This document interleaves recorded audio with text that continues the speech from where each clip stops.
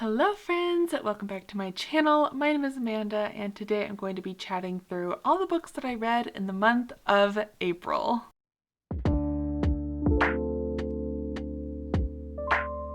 So, in the month of April, I read a total of 11 books with lots of DNFs this month. Honestly, I don't think I have DNF'd this many books in a single month, I think ever, which is not great. So, without further ado, let's get into the books. So it was Magical Readathon this month, so I will try to remember to let you all know which books were for Magical Readathon. So first up we have the Yellow Wallpaper, which I listened to on the very first day of April for Magical Readathon, and this fulfilled the prompt of reading a book with a yellow title. And I don't think I loved this one very much. I gave it like 3 stars. I thought it was okay. I really think I would have enjoyed this book a lot more when I was in college, because this book really talks a lot about things that I would have liked to have discussed in college, but I'm just done being a critical reader, honestly. Like, that's not to say I'm not critical of the books that I read anymore. I'm just tired of reading books just to be critical of them. Like, I'm okay reading a book just to have fun. And this book is definitely one that I could have taken a deeper dive into, but I just kind of read it for the story and it was very okay, but not my favorite. My first DNF of the month was A Peculiar Peril by Jeff Vandermeer. This was for my in-person book club pick for April, and I just could not take how stream of conscious this book was. I absolutely hate when a book just feels really dreamlike and nothing feels real and it just is chaotic, and I don't like that.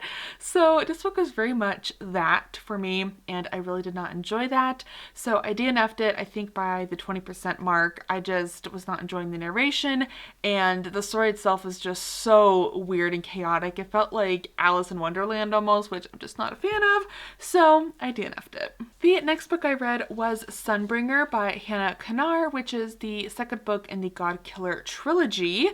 And this one was kind of a disappointment for me. Let me find out what this was for. This was for the prompt circle on the cover for Magical Readathon because, you know, it has this beautiful circle on it.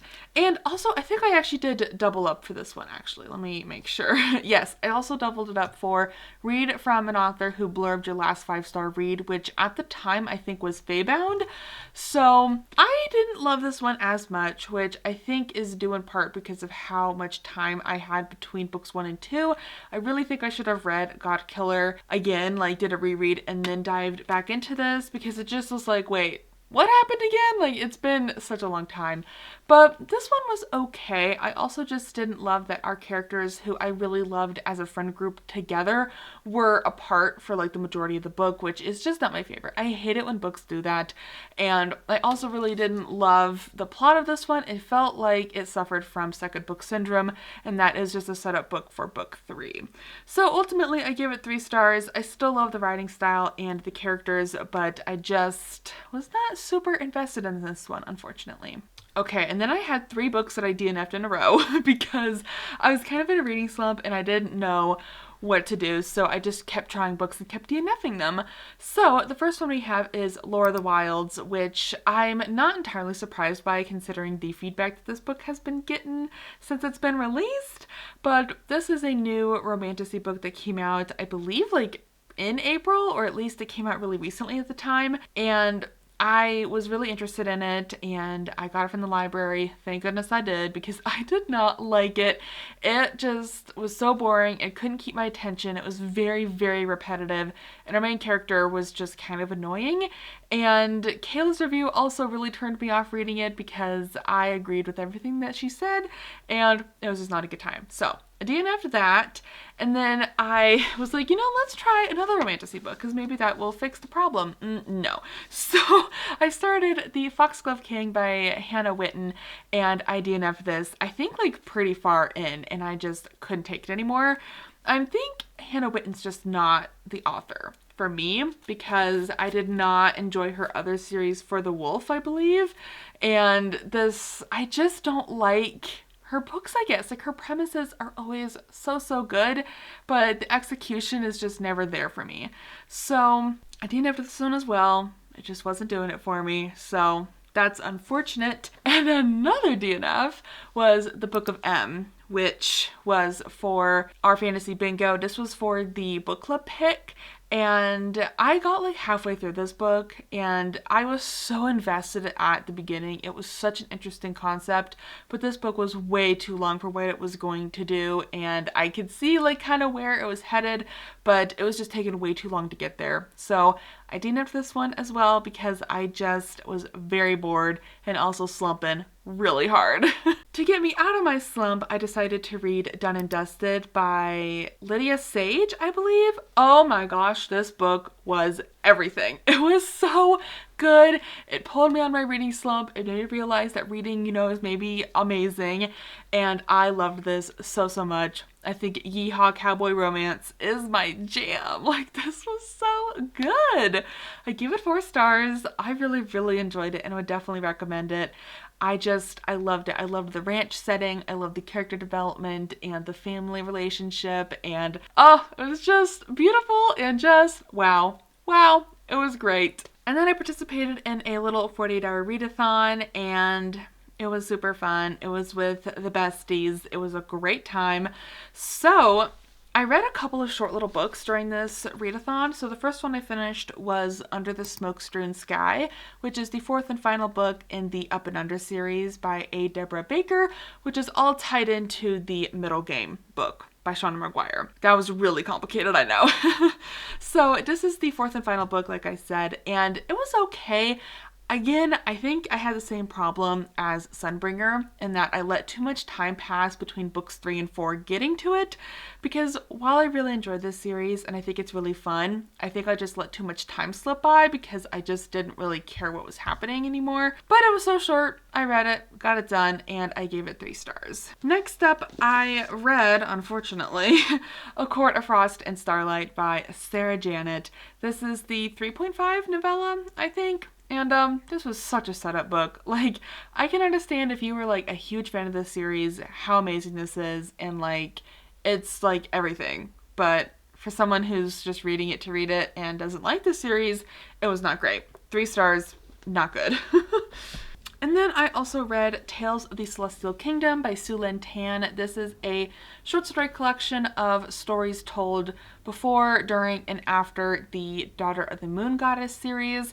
I did quite enjoy that duology. I think book 1 was a lot better than book 2 personally, but this one was fun. I liked having these stories, and what was really cool is that the author mentioned at the beginning of the book that like all proceeds of this book goes to charity, I believe, which was really cool. I know it says it somewhere. Let me try to find it.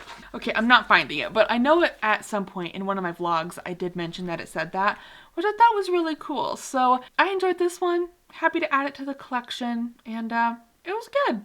This next book, oh my god. I hated it so much. And that is A Court of Silver Flames. This was way too long. Like, I did not need this book to be almost 800 pages. This book easily could have been 300 pages edited down. Like, we did not need this many pages. And I know big fans of Sarah Janet are gonna come for me and be like, no, it's like amazing and perfection. And yeah, okay. So I understand the personal growth that Nesta goes through in this book. Like, yay, good for you, girl. But like, did it need to be this long? And also, oh my god, the smut? I really hate how Sarah J. Maas writes smut. It makes me so icked out. I'm like, wow, there was a lot of it. Nothing against the quantity, I suppose, but like the word choices. Like, oh my gosh, like, yikes. So this was a very low 2-star for me. I suffered through this. Like, I think this part of the book was probably the best, like the end. Not because it was almost over, although that did play into it. I genuinely think there was some pretty decent plot happening at this point, but this chunk, yikes. The next book I read was Finlay Donovan Rolls the Dice by El Cosmano. This is book 4 in the Finlay Donovan series. I'm very sad to say that I am also hopping on the bandwagon that this is just not a great series anymore. Like, the first 2 books I thought were so fun and I was so invested, and book 3 was like ridiculous, but yeah, sure, okay. This one was truly ridiculous to the point where it just doesn't even feel plausible anymore, and it just seems outright ridiculous. So I gave this one, I think, 3 stars. I'm kind of getting disappointed in this series as time is going on. It just feels like it's being maybe strung out a little too far. Like it maybe could have been a trilogy instead of maybe it's going to be, I think, 5 books or so. But I'm still going to keep reading them because I do love these characters so much, and the audiobooks for this series are really, really good. But it's definitely not like my favorite anymore, which is disappointing. Next up, I have started my journey with Elsie Silver. I'm so excited. I have been hearing so many good things about her as an author, so I decided to pick up her first series, Off to the Races. I love this book a lot. There was so many amazing moments in this book between our 2 characters. They had so much growth between them, and nothing was like, you know, perfectly easy. I mean, it was a relationship they had to work for, and the horses, oh my gosh, this is definitely like horse girl romance.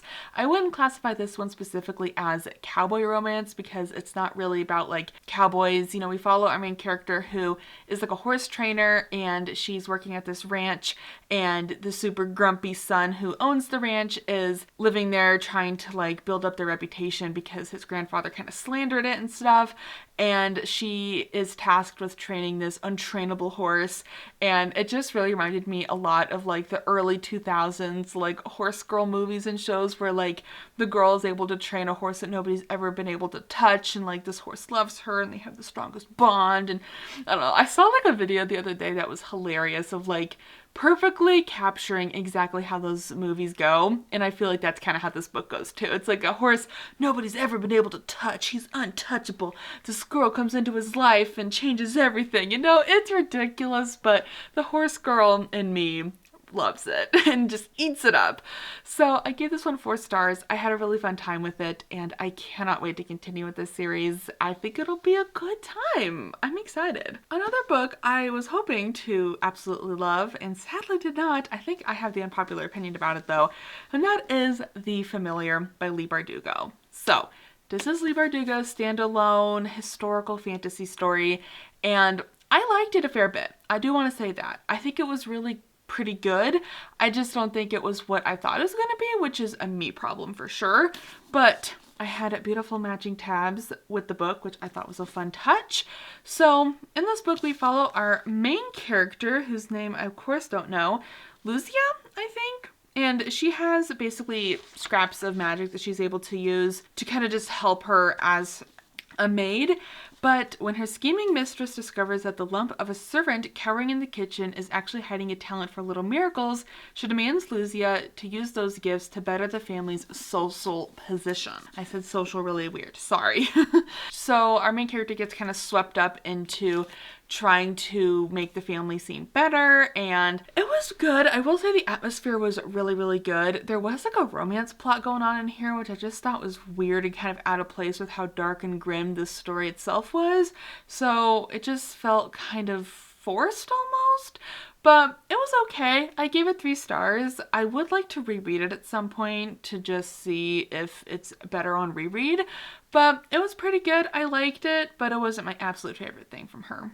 And the final book I have to talk about is Murder Road by Simone St. James. This is her latest book and also the Evernight subscription pick for April. And I'm really proud of myself for actually sticking with reading all of the Evernight books as they're coming out. I can usually guess what they are, which is kind of a fun little talent. But this is more of like a murder mystery story in which we follow this couple who is going on a road trip, and they get kind of turned around. They're traveling at night, and they end up on this road that is called Murder Road by the locals. And there's this girl on the side of the road. They pick her up, because of course you would. And they take her to the nearest town, and she goes into the hospital, and she has like lots and lots of stab wounds. So this couple is being thought to be the killers, and so they're under investigation, and so they're also kind of investigating what is actually going on, because this is not the first time that multiple people have died on Murder Road. So it was interesting. I feel like the first half of this book was a lot better than the second half. I was really hooked. I was really curious what was going to happen, but I couldn't even tell you what the big twist was. I feel like I just kind of lost interest, but I gave it 3 stars. It was okay, but definitely not my favorite thing. And I'm also starting to think that Evernight's really not picking books that are horror, because every book that I've read from Evernight, I've read all of them, have not been horror, really. So I don't know who's picking them, but honestly, they could probably be doing better. Alrighty friends, that is it. Those are all the books that I read in the month of April. May so far has been a terrible reading month, so we will just see. My wrap up will probably be extremely short next month, but yeah, it was a pretty mediocre month in terms of ratings, lots of 3 stars, but yeah, that is it from me. Thank you all so very much for watching, and I will see you all in another video soon. Goodbye!